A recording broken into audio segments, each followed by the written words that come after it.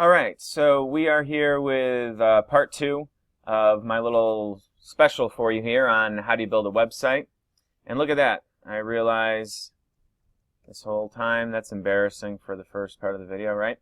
So how do you build a website? I'm going to show you now like old school websites. This is kind of like what a website was like in the 90s.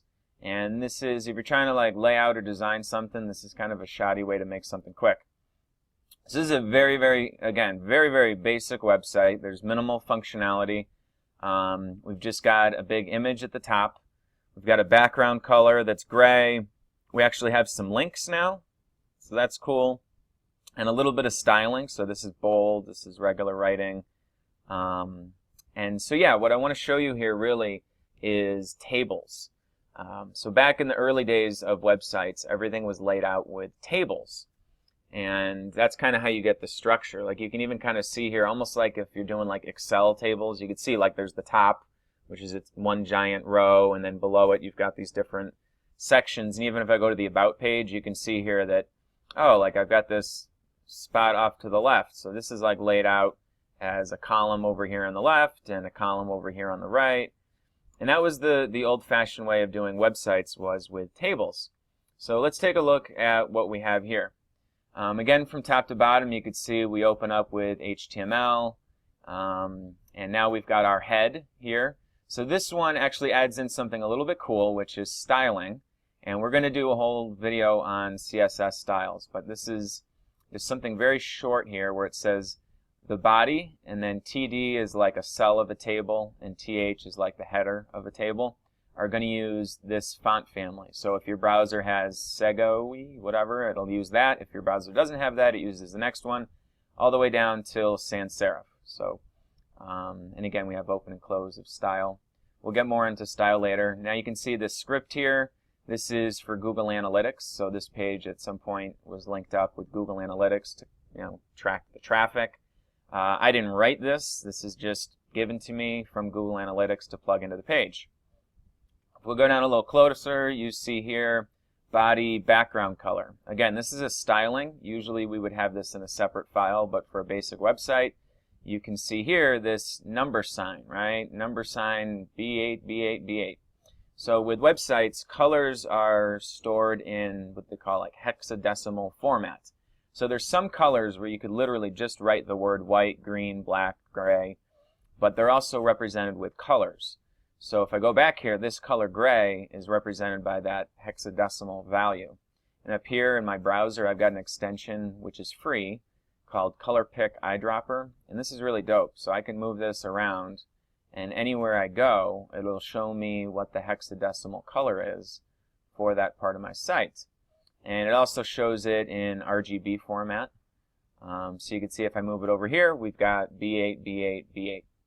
So this is a really cool tool, and it's free. So again, you could just go Google, what is it, Color Pick Eyedropper Chrome extension and get that. So if we go in here, it starts off with a div. We'll talk about divs later in a new video. But for now, what I want to show you is this. So we define this table. So this table has a width of 800 pixels. There's no border, background color. All Fs would be white. And cell padding and spacing kind of gives, we'll talk about padding definitely in the next video or two, which kind of tells how much space there is in between the cells. And we open up the body of the table. TR is a table row. TD is the cell of a table. And right here we've got my big logo. So what that is, we have a table width of 800, and the first row of the table has only one cell, and that cell has this giant, it's not just the logo, but this whole header image. And then inside of our table, we have another table. So right here, this is another table, this whole thing right here. And this one has a width of 700 pixels.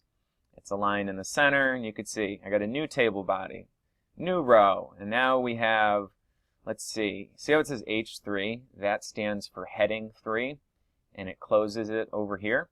So that means that all of this writing up here, home, education, lighting, services, is considered a heading. So H3 is heading number 3. These are like styles, so it doesn't necessarily just mean it's at the top like a heading, but H1, H2, H3, H4, H5 are different sizes that will be consistent on your whole site. So like everywhere on my site that I want to have the same style heading, I call it just H3. And again, it's got that open and close, just like all these other styling things. Now what's really cool is we actually have a link here. So education here is a clickable link. So the way I set up a link is like this. Again, there's an open and a close. So we call this an anchor. So it starts with an A and then /A to close it. And href probably stands for hyperlink reference. And then we have the link page in quotes, just like that. Again, you might need to put the entire URL here if you're linking outside your website, but if you're inside, then you're all set. So then this row closes, so like that whole thing right here is a row of its own. And then we go to the end of that table. Now we've got another H3 align, right? So we have a new heading, H3, that's this thing here. Notice that the font style here is the same as this, because they're both H3.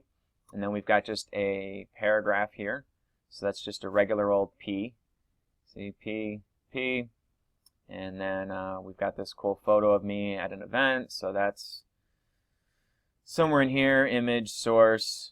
So that's kind of the main thing there. One last thing I'll show you is right here where it says noun. Notice how it's in italics.